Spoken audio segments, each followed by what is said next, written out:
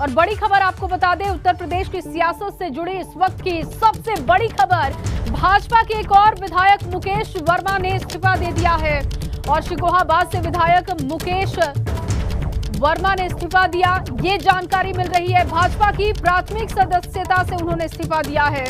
स्वामी प्रसाद मौर्य के समर्थन में इस्तीफे की बात कही गई और भाजपा पर दलितों, पिछड़ों, किसानों की उपेक्षा का आरोप भी लगाया मुकेश वर्मा ने।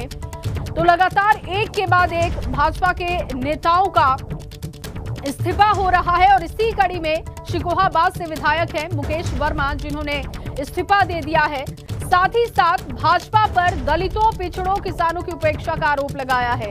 बताया जा रहा है कि स्वामी प्रसाद मौर्य के समर्थन में इस्तीफे की बात उन्होंने स्वीकार की है।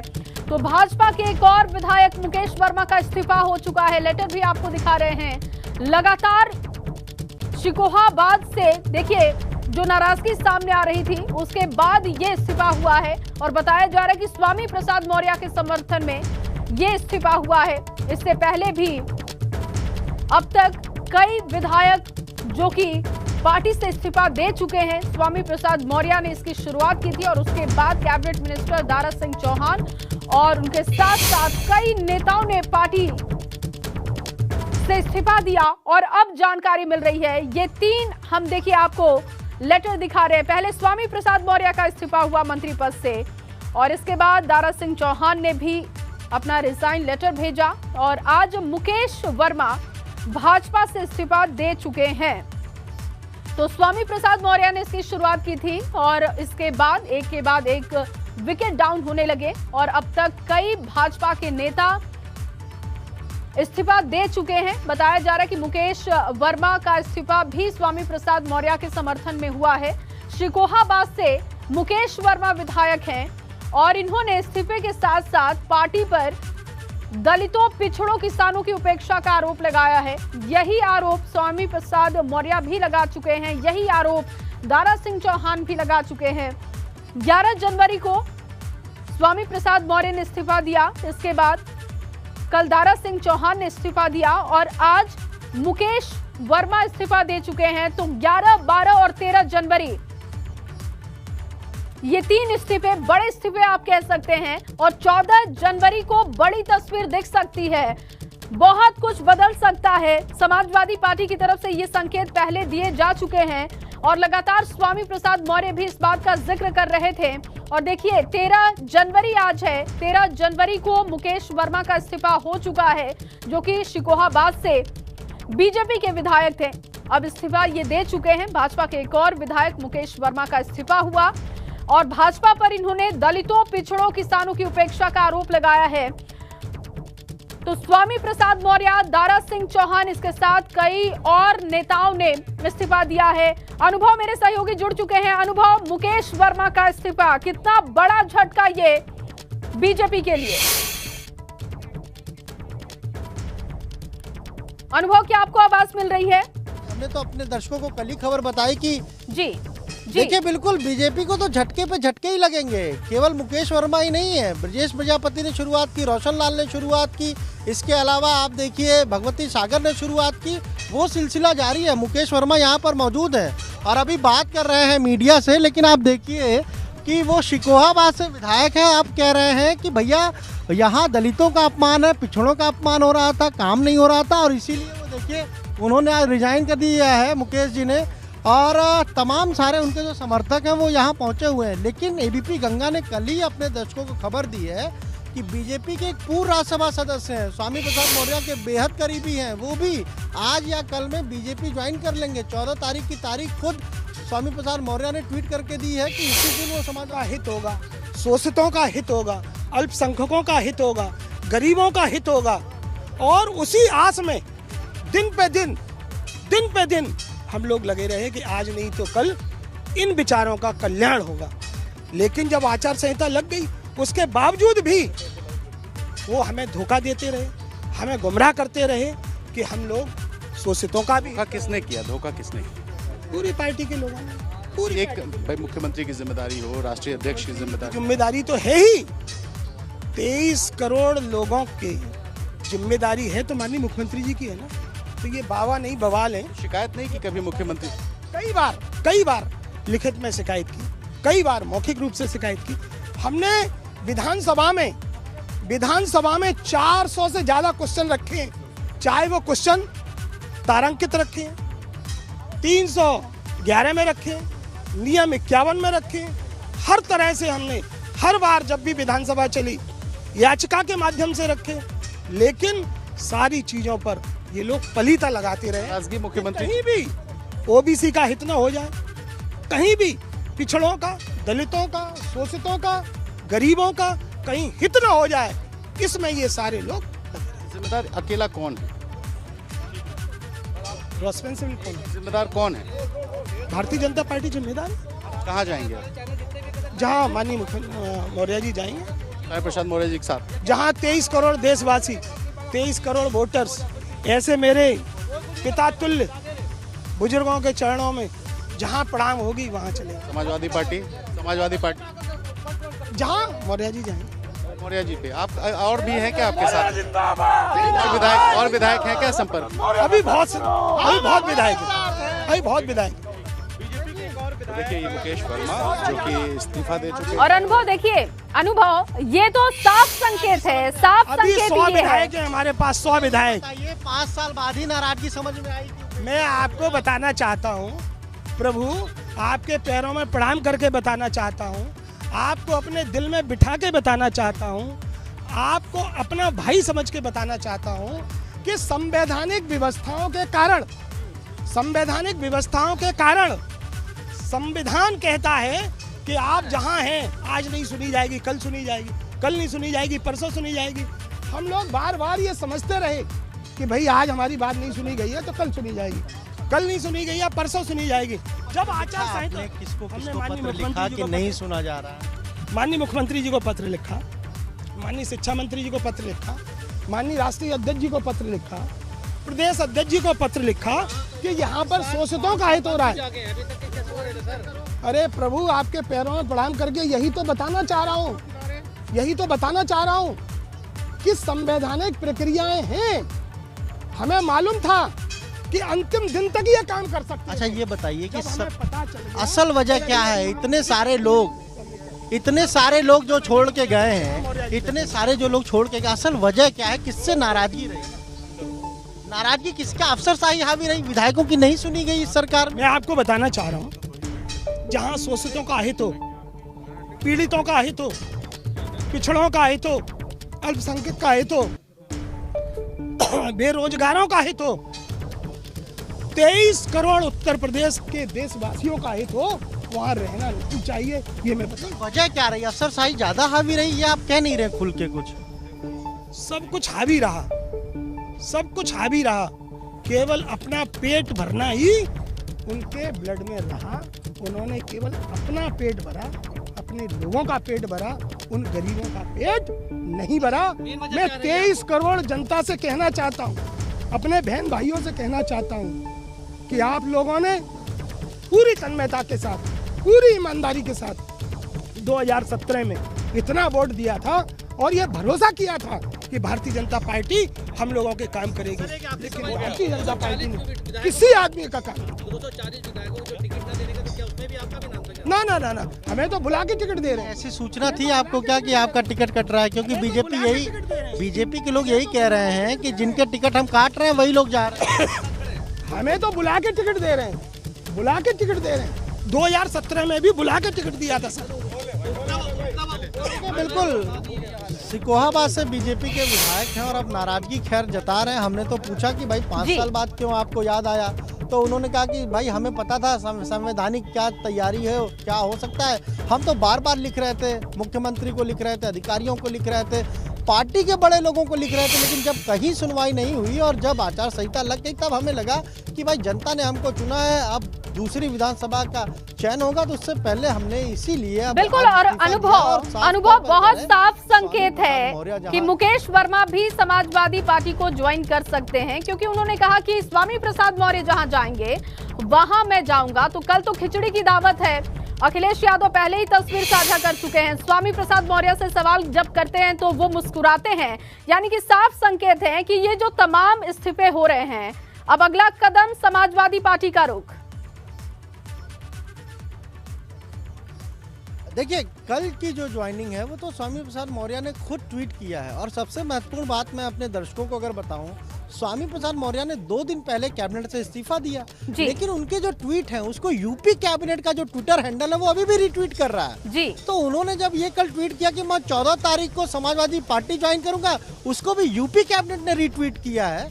हालांकि अब स्वामी प्रसाद मौर्य ने पहले ही कह दिया था, हमने एबीपी गंगा ने पहले ही बता दिया था कि 14 तारीख को स्वामी प्रसाद मौर्य जो है वो समाजवादी पार्टी ज्वाइन करेंगे। अब उनके साथ साथ देखिए, रोशन लाल तो जा ही रहे, भगवती सागर तो जा ही रहे, ब्रजेश प्रजापति जा ही रहे, मुकेश शर्मा यहाँ पहुंचे वो जा ही रहे, लेकिन इसके अलावा 4 लोग और हैं जो कल पार्टी ज्वाइन करेंगे। दारा सिंह चौहान वो तो जा ही रहे हैं। 4 लोग ऐसे हैं जो कल ही उनके साथ समाजवादी पार्टी और ज्वाइन करेंगे। हम बार बार कह रहे हैं कि बीजेपी के एक पूर्व राज्यसभा सदस्य हैं, पिछले कुछ समय से बीजेपी में कहीं वो सक्रिय नहीं दिख रहे हैं, वो भी कल जाएंगे, ज्वाइन करेंगे। इसके अलावा 2 ऐसे विधायक हैं जो अगर हम कहें कि अवध क्षेत्र से आते हैं, हमने कल से उनसे बात करने की कोशिश की, सिर्फ एक बार उन्होंने फोन उठाया और हमने सिर्फ एक सवाल पूछा कि आप भी जा रहे हैं क्या।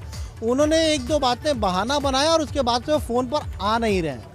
तो बिल्कुल, और अनुभव देखिए, जिन्होंने अब तक इस्तीफा दिया, उन तमाम नेताओं का यही कहना है कि दलितों, पिछड़ों अगर एक की उपेक्षा की गई और उसी की वजह से ये कदम उठाया जा रहा है। ऐसा लग रहा है कि हर किसी के लिए सिर्फ एक लाइन कोट करने के लिए कहा गया है कि आपको यही कहना है, यही रीजन देना है। आप बने रहिए हमारे साथ अनुभव, आगे भी आपसे अपडेट लेंगे। वहीं 2022 विधानसभा चुनाव में भाजपा अपनी सहयोगी निषाद पार्टी को 15 से 18 सीटें दे सकती है। इसको लेकर निषाद पार्टी अध्यक्ष संजय निषाद ने एबीपी गंगा से खास बातचीत की है। संजय निषाद के मुताबिक उन्होंने भाजपा से 18 सीटों की मांग की है, जिसमें रामपुर की एक सीट भी शामिल है। संजय निषाद ने 2022 में एक बार फिर से भाजपा की सरकार बनने का दावा किया है। पार्टी के राष्ट्रीय अध्यक्ष डॉक्टर संजय निषाद हमारे साथ बातचीत के लिए मौजूद हैं। उत्तर प्रदेश में चुनाव होने हैं और इन्होंने भारतीय जनता पार्टी के वरिष्ठ नेताओं से मुलाकात की है। गृह मंत्री अमित शाह से भी इनकी मुलाकात हुई है सीट की बंटवारे को लेकर। बातचीत करते हैं। सर, कितनी सीट आपने मांगी कल गृह मंत्री अमित शाह के साथ? तो एक ही बात है ना, पहले से मैंने कह सकता है कि मैंने उनको लिस्ट तो अपने कार्यकर्ताओं को 2 दर्जन दिया था, लेकिन 1.5 दर्जन पर चुनाव लड़ेगी निषाद पार्टी। उसमें से लगभग 80% सीटें निषाद पार्टी भोजन भरी थाली पर लड़ेगी। 15-20% जहाँ ऐसा टेक्निकल होगा, जहाँ सीटें वोट जिसे भोजन भरी थाली पर नहीं आएगा, वहाँ हमारा कार्यकर्ता भारतीय जनता पार्टी के समझ से लगा। और ज़्यादातर कुछ जगहों पर जहाँ उनका हमारे लोग, हमारे कार्यकर्ता भोजन भरी थाली पर चुनाव लड़ेंगे। अगर बात करें तो गृह मंत्री की ओर से आपको क्या कहा गया है? जैसे 1.5 दर्जन सीट की आपने डिमांड की है, तो कहा गया है कि आपको 18 सीटें देंगे। ऐसी सीटें हैं कि हम जहाँ तैयारी की हैं और वहाँ ढेर सारी सीटें ऐसी हैं जहाँ से पहले से हमारे कार्यकर्ता तैयार हैं। और मैंने उनसे बताया कि भाई जब से पार्टी बनी तब से तैयार हैं, और वहाँ उनके लोग भी कमज़ोर हैं, तो निषाद पार्टी को देने में उनको कोई दिक्कत नहीं। अगर बात करें तो पूर्वांचल में अगर बीजेपी की दृष्टि से ओर से देखें तो 27 जिले तकरीबन पड़ते हैं, तो क्या आपने पूर्वांचल में ही सारे टिकट मांगे हैं या फिर पश्चिम या फिर और भी क्षेत्र? पश्चिम में भी बुलंदशहर वगैरह मैंने मांग रखा है, आगरा है, फतेहपुर, फिरोजाबाद है। ऐसे में पश्चिमांचल में भी हमारा तो पूरे 824 ब्लॉकों में संगठन है और सभी 403 विधानसभाओं में हमारा मतलब विधानसभा कमेटी गठित है। लेकिन अभी निषाद पार्टी है, अभी नई हमने 16 अगस्त 2016 को उसका रजिस्ट्रेशन कराया। पहला चुनाव 2017 में लड़ा था, मेरा एक विधायक है, अच्छी खासा वोट मिला था। और 2018 में मोदी के साथ खड़ा, 2019 में मोदी के साथ खड़ा था। आपने देखा होगा कि बसपा और सपा का बड़ा गठबंधन था, राजभर भाई भी अलग लड़ गए थे, फिर भी एक ऐतिहासिक जीत हमने पूर्वांचल में दिलाई थी 40 सीटों पर। तो आज के दिन में सिनेरियो वही है, तो हमारा समाज निषाद पार्टी के साथ है, इसलिए कि मछुआ समुदाय का जो हमने उनको जगाया है, उन्हें सड़क पर लाया, संघर्ष सिखाया है, उन्हें बताया कि तुम्हारा हक हिस्सा कितना लूटा गया है और कैसे तुम लोगों ने अपने वोट से अपने आने वाली पीढ़ी की भविष्य को डुबोया है, और तुम्हारी नाव पर दूसरा कोई मतलब बनकर मझधार में तुम्हें डुबोता था। आओ अपनी नाव खुद चलाओ और अपनी नाव पर अपनी दूसरी पार्टियों को लेके आओ और इस देश की जनता के भविष्य को मझधार से निकाल के बाहर निकालो। तो निषाद पार्टी खुद अपनी नाव चला रहा है और भारतीय जनता पार्टी के साथ 2022 का चुनाव नैया पार होगी। राम और निषाद आप वहाँ रहेंगे, फिर से राम राज आएगा 2022 में। और इस बीच आपको एक और बड़ी जानकारी, अहम जानकारी दे दे। रीता बहुगुणा जोशी ने बेटे के लिए टिकट की मांग की है। ये खबर सामने आ रही है। बेटे मयंक जोशी के लिए लखनऊ कैंट से टिकट की मांग की गई है। रीता बहुगुणा जोशी ने बेटे के लिए टिकट की मांग की है और प्रयागराज से सांसद रीता बहुगुणा जोशी आज दिल्ली भी पहुंचेंगी। संसदीय समिति की बैठक के बाद नेताओं से वो मुलाकात करेंगी। लखनऊ कैंट से कई बार विधायक रह चुकी हैं रीता बहुगुणा जोशी और ऐसे में अब बेटे के लिए टिकट की मांग उन्होंने की है। लखनऊ कैंट से कई बार वो विधायक रही हैं, लेकिन अब अपने बेटे के लिए सीट की मांग कर रही हैं। देखना होगा कि नेताओं से मुलाकात के बाद क्या कुछ बातें सामने आती हैं।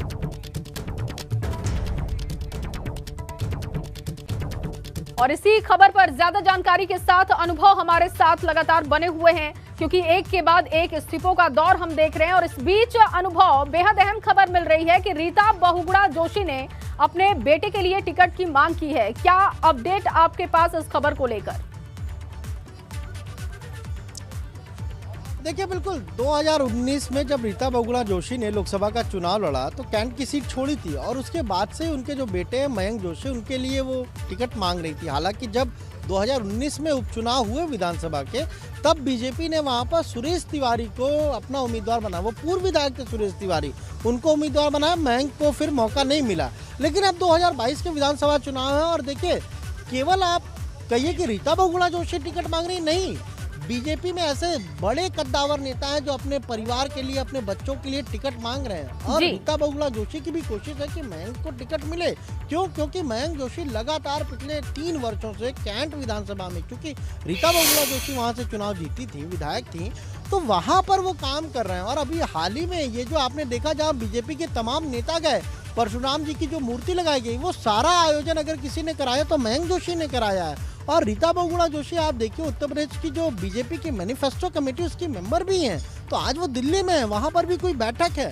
तो जाहिर सी बात है कि कहीं ना कहीं कोशिश यही है कि मयंक जोशी को टिकट अगर बीजेपी देगी तो इस तरह की तैयारी है। रीता बहुगुणा जोशी ने वहाँ काम किया कैंट विधानसभा में, खासतौर से अगर हम देखें तो वहाँ पर जो ब्राह्मण मतदाता है उसकी संख्या काफ़ी जाता है। इन्हीं सारी चीज़ों को देखते हुए उन्होंने भी टिकट की मांग की होगी ज़रूर पार्टी स्तर पर कहीं ना कहीं। और अब देखना होगा कि उनकी बात पर क्या रिएक्शन अब रहता है, क्या उनके बेटे को टिकट मिल पाता है, क्योंकि जिस तरीके की भगदड़ हम देख रहे हैं अनुभव, उस बीच में किस तरीके की सेटिंग होती है, किस तरीके का फॉर्मूला होता है टिकटों के लिए, इस पर बहुत पैनी नजर रखनी होगी। यूपी चुनाव को लेकर भाजपा केंद्रीय चुनाव समिति की दिल्ली में बैठक जारी है। बैठक में पीएम मोदी जहां वर्चुअली जुड़े हैं, तो वहीं अमित शाह, योगी आदित्यनाथ, दोनों डिप्टी सीएम, संगठन महामंत्री सुनील बंसल भाजपा कार्यालय में इसमें शामिल हो रहे हैं। आज की बैठक में उम्मीदवारों के नामों पर फाइनल फैसला हो जाएगा। वहीं अयोध्या से योगी आदित्यनाथ के चुनाव लड़ने पर भी फैसला संभव माना जा रहा है। तो इस वक्त महामंथन चल रहा है। अयोध्या से योगी आदित्यनाथ क्या चुनाव लड़ेंगे, इस पर भी फाइनल फैसला आज संभव माना जा रहा है। और खबर है कि सीएम योगी राम की नगरी अयोध्या से चुनाव लड़ सकते हैं। दिल्ली में बीजेपी कोर ग्रुप के नेताओं के बीच इस पर चर्चा हुई है। मुख्यमंत्री योगी आदित्यनाथ के अयोध्या से विधानसभा चुनाव लड़ने की चर्चा के बीच सूत्रों के हवाले से खबर है कि केंद्रीय चुनाव समिति में प्रधानमंत्री नरेंद्र मोदी इस पर आखिरी फैसला ले सकते हैं। तो देखना होगा कि इस बैठक के बाद क्या बातें सामने आती है, क्योंकि पहले मथुरा से चुनाव लड़ने की बातें सामने आ रही थी और उसे खारिज किया गया। लेकिन आज के बैठक के बाद क्या तस्वीर बनती है, क्योंकि प्रधानमंत्री मोदी इस पर फैसला लेंगे। अविनाश हमारे साथ जुड़ चुके हैं। अविनाश, सबसे पहले तो बैठक को लेकर अपडेट कीजिएगा, साथ ही साथ ये भी बताइएगा कि अयोध्या से क्या मुख्यमंत्री चुनाव लड़ेंगे, इस पर फाइनल फैसला आज हो सकता है।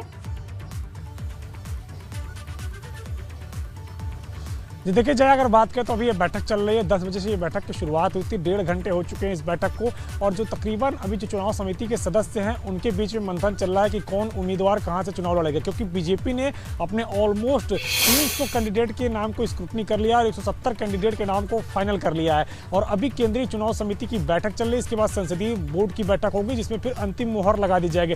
चुनाव समिति एक बार चेक करती है कौन उम्मीदवार कहाँ से चुनाव लड़ रहा है, उस चीज़ को देखती है और वहाँ के समीकरण को देखती है और उसके बाद फिर वही नाम केंद्रीय संसदीय बोर्ड में जाते हैं, जहां पे फिर अंतिम मुहर लगा दी जाती है। जहां तक रही मुख्यमंत्री योगी आदित्यनाथ के चुनाव लड़ने की बात, तो लगभग ये फाइनल हो चुका है कि मुख्यमंत्री योगी आदित्यनाथ अयोध्या से चुनाव लड़ेंगे और भारतीय जनता पार्टी विकास प्लस हिंदुत्व का जो मॉडल है बीजेपी का, उसको आगे सामने रखते हुए उत्तर प्रदेश के अंदर चुनाव लड़ेगी। क्योंकि बीजेपी जहां एक तरफ विकास के नाम पर लड़ रही है और इसके साथ साथ कानून व्यवस्था के नाम पर लड़ रही है, तो वही हिंदुत्व के नाम पर भी लड़ रही है। जिस तरीके से राहुल गांधी का बयान निकल कर आया है और उत्तर प्रदेश के चुनाव में तमाम सारे जिन्ना से लेकर अन्य नामों की एंट्री हुई, उसके बाद अब बीजेपी अपने हिंदुत्व को लेकर भी आगे चल रही है और उसी के तहत मुख्यमंत्री योगी आदित्यनाथ अयोध्या से चुनाव लड़ेंगे, ये लगभग क्लियर हो गया है। अभी संसदीय बोर्ड में अगर बात करें तो कुछ देर बाद जब बैठक शुरू होगी तो उसमें अंतिम मुहर लगा दी जाएगी। हालांकि प्रधानमंत्री को इस पर अंतिम निर्णय लेना है, लेकिन जो हमें जानकारी मिल रही है वो ये है कि बीजेपी के सभी नेता इस बात पर सहमत हैं कि मुख्यमंत्री योगी आदित्यनाथ को अयोध्या से चुनाव लड़ाया जाए।